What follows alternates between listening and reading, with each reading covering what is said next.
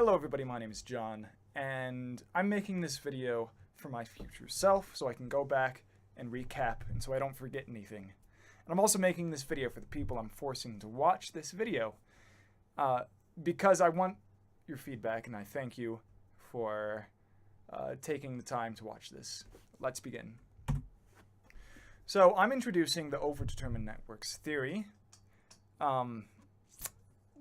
And this theory speculates whether or not the mind is an overdetermined system. And if so, what would this mean?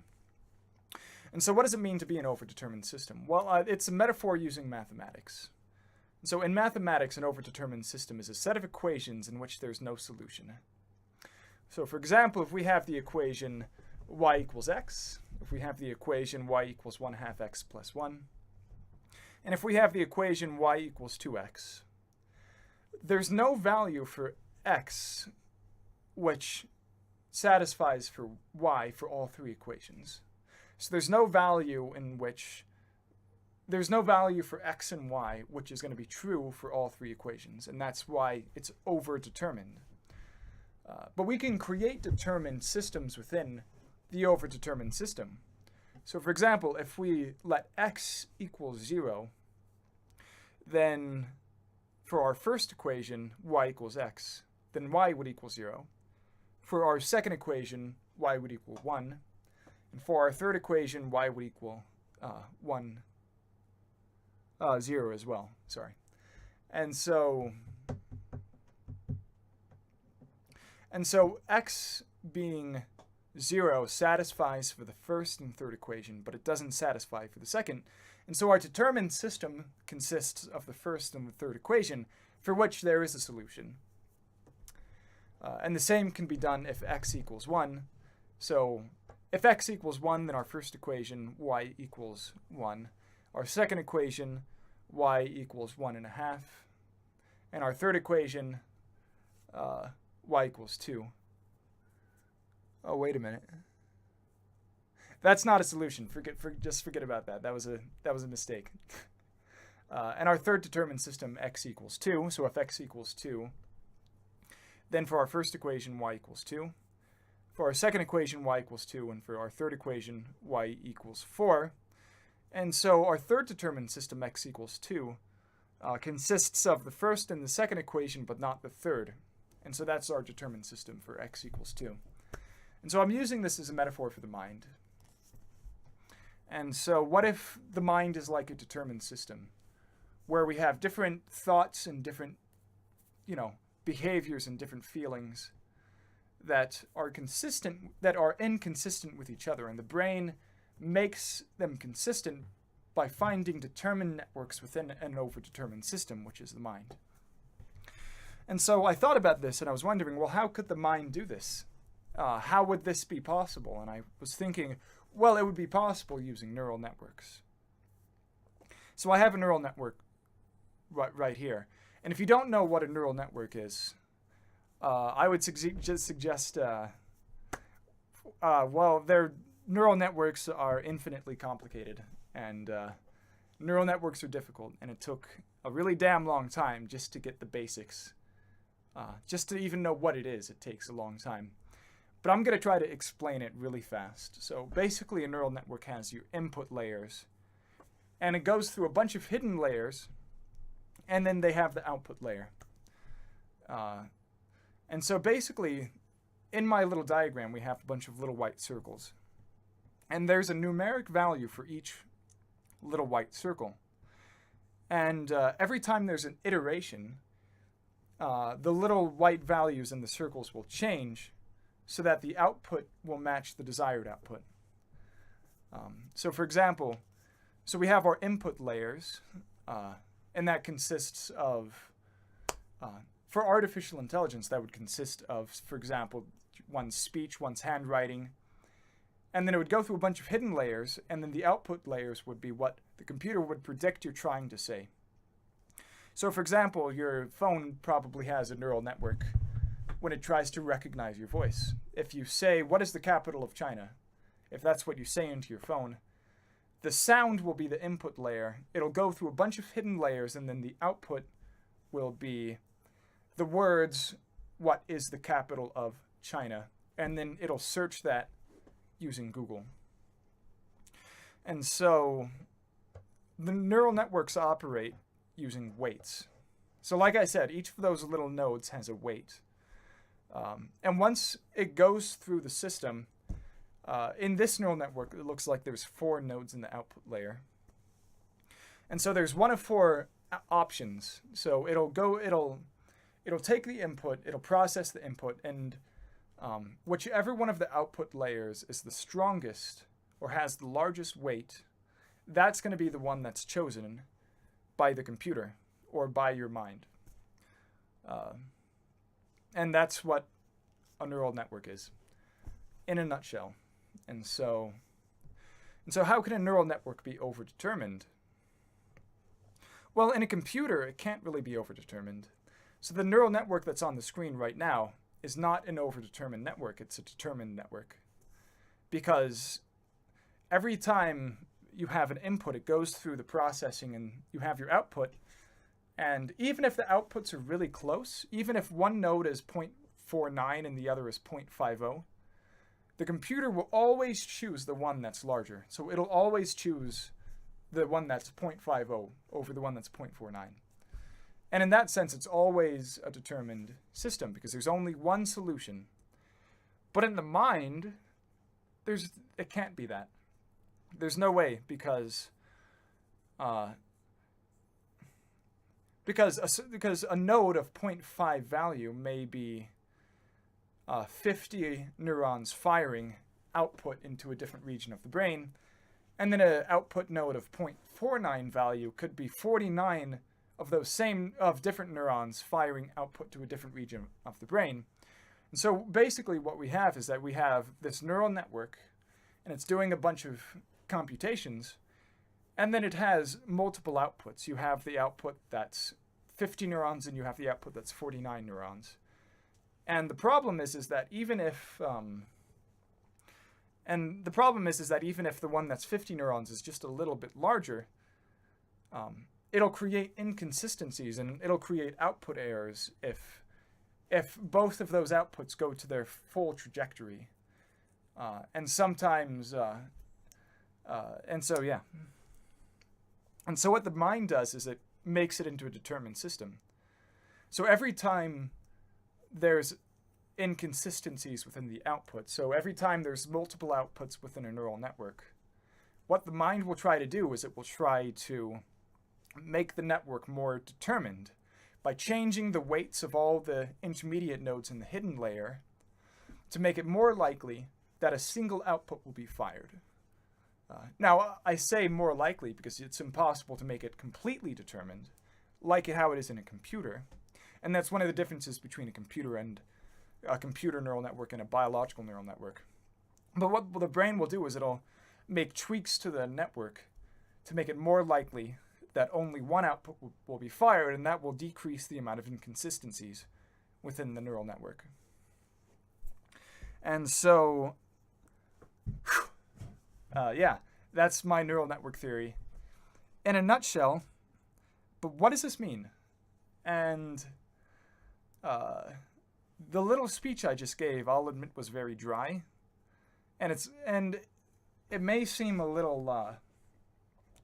It may seem like I'm overreaching with this, but I think that the advantage of ODeN, overdetermined networks theory, is that it resolves the inconsistencies between opposing theoretical orientations in psychotherapy.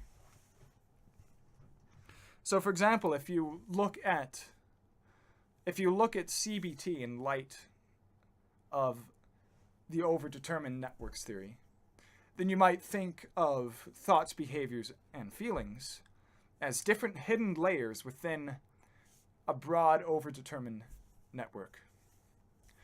And then you start asking the question, what if there's more than 3 of these layers? What if there's thoughts, feelings, and behaviors, and then all of these others hidden networks? Maybe it might link itself to psychodynamics. So maybe there's subconscious hidden networks. Maybe maybe it is the case that Freud's id-ego and superego presents itself within these hidden networks in a neural network. And then the id-ego, superego, and then the thoughts, behaviors, and feelings combine to make a neural network with 6 hidden layers. And I'll admit that that in specific may not be true. In a real sense, there may not be some grand neural network that consists of those 6 layers, but it may be the case that aspects of CBT and aspects of psychodynamics or aspects of whatever are consistent if you pick out the bits and pieces that actually make up these physically existing neural networks and these physically existing hidden layers within these neural networks. I hope I'm making sense here. So I'll move on. According to ODeN, psychotherapy is effective by challenging unhealthy, determined networks in a way that is perceived by the client as safe and non-threatening. So, for example, someone who's depressed might have this grand determined network, and the output of the determined network, or one of the outputs, might be that they think that they're not deserving of love or something. And so that would be the output of the determined network. And so what CBT does is that it challenges that thought. And by challenging the thought, you're forcing the determined network to change because all of a sudden you're presenting inconsistencies within the determined network.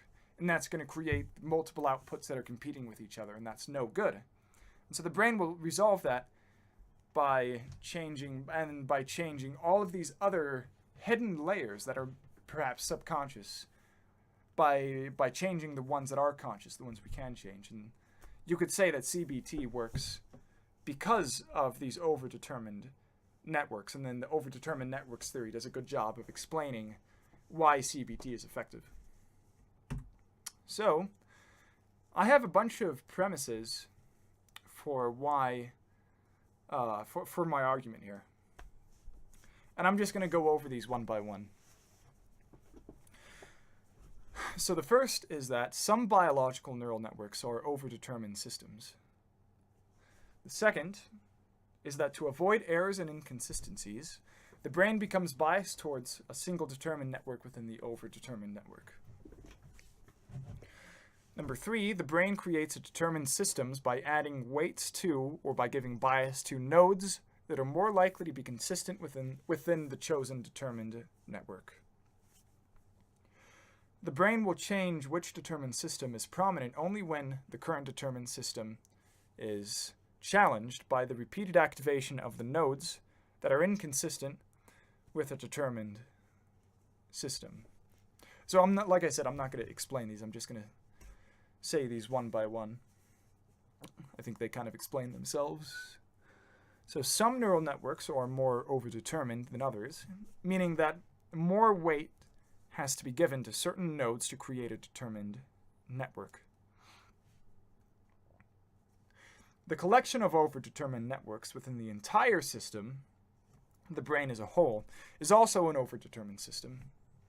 And some neural networks will be given weight over other neural networks within the brain as a whole in order to be a determined system.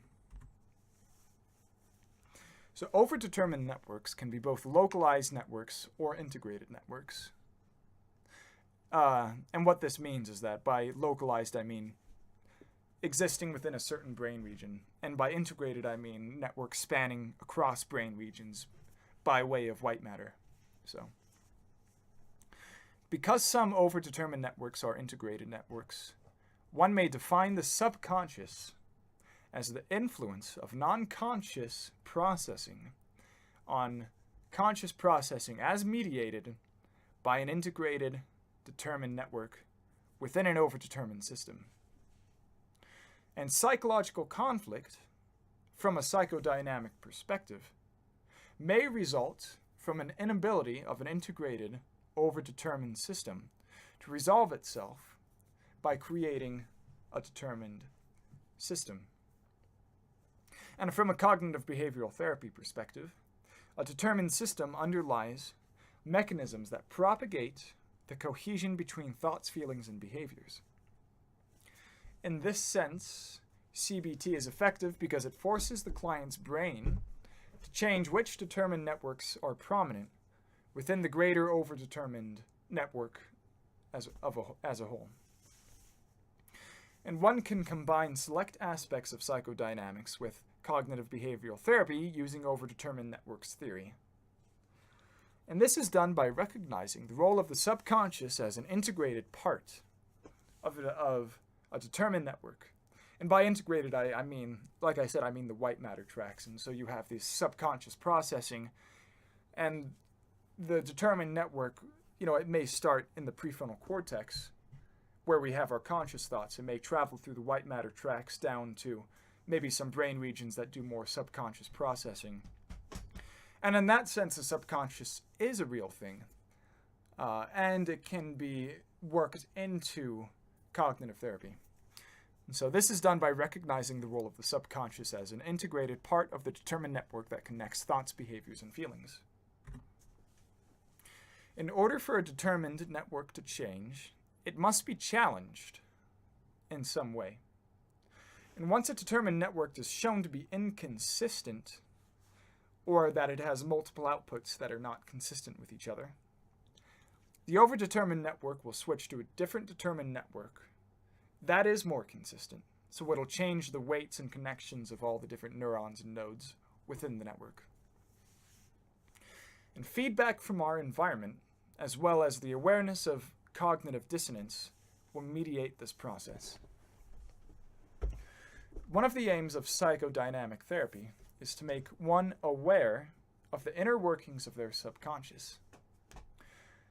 And once this is done, then a change to the determined system will be inevitable if this new awareness reveals inconsistencies with the determined network, which forces it to change. And cognitive behavioral therapy and psychodynamics are two theoretical orientations that can be seen as determined systems within an overdetermined system of theoretical orientations within psychology. And so once again, I'm using overdetermined systems abstractly here. And so all of psychology and all of the current theoretical framework is an overdetermined system because not all theories are consistent with each other. And so people create determined systems within the science of psychology by kind of cherry picking the theories that create this cohesion of consistency. And if the overdetermined network has potential to be a valid theoretical orientation, then it might provide evidence that some aspects of psychodynamic CBT and neural network theories, which some people think are inconsistent with each other, that they can be united into a comprehensive framework that is consistent, which would be pretty darn cool, if you ask me. And ironically, overdetermined networks theories will itself become a determined system within all of the grand theories and frameworks within psychology. And so, I hope I've outlined my case well within the time that I've had. But here's a short list of things that actually can be at least partially explained using the I have notes here that stands for Neural Overdetermined System, but I changed it to ODeN because it rolls off the tongue better, the Overdetermined Network. Anyways, so the first is neurofeedback, and I actually created the Overdetermined Network to explain neurofeedback because I created ODeN to because ODeN will explain how the brain uses the feedback from neurofeedback in order to change itself. And then I hypothesized that it does this using overdetermined systems within a neural network. And so we already talked about psychotherapy. And then there's also mental illness. So like someone who's depressed will get stuck in these determined systems that are unhealthy and that are really difficult to get out of. You have to challenge them in some way. And that's consistent with cognitive therapy, that people have to challenge their negative thoughts. And so if someone has abnormal shifts in personality or identity, it could be some cascade of changes within a determined network, like a chain reaction of changing of a determined network, where you change one determined network and then other determined networks change, which causes more determined networks to change. And then all of a sudden you have someone with a completely new identity. And this might be the mechanism that underlies dissociative identity disorder, or just normal changes in personality or identity that you occasionally see in people. That's not necessarily a disorder.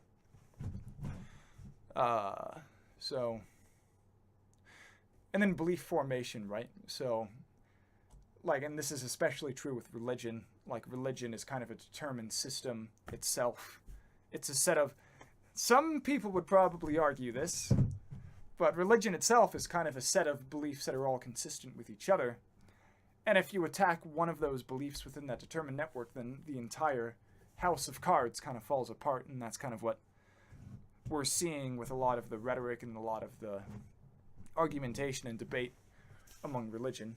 So, and then we have confirmation biases, kind of reminiscent of this as well, that people confirm that the determined networks confirm themselves and they reinforce themselves in order to become stronger determined networks and more consistent. And that's confirmation bias. It would explain how our system 1 and our system 2 integrate with each other. And it'll also explain some memory biases. Like, for example, we're more likely to remember things that are consistent with a determined network, and we're not likely to remember things that are inconsistent within our determined network. So that's it. If you got to the end of this video, I thank you for taking your time. Please leave a comment below letting me know what you think. So, yeah. Bye.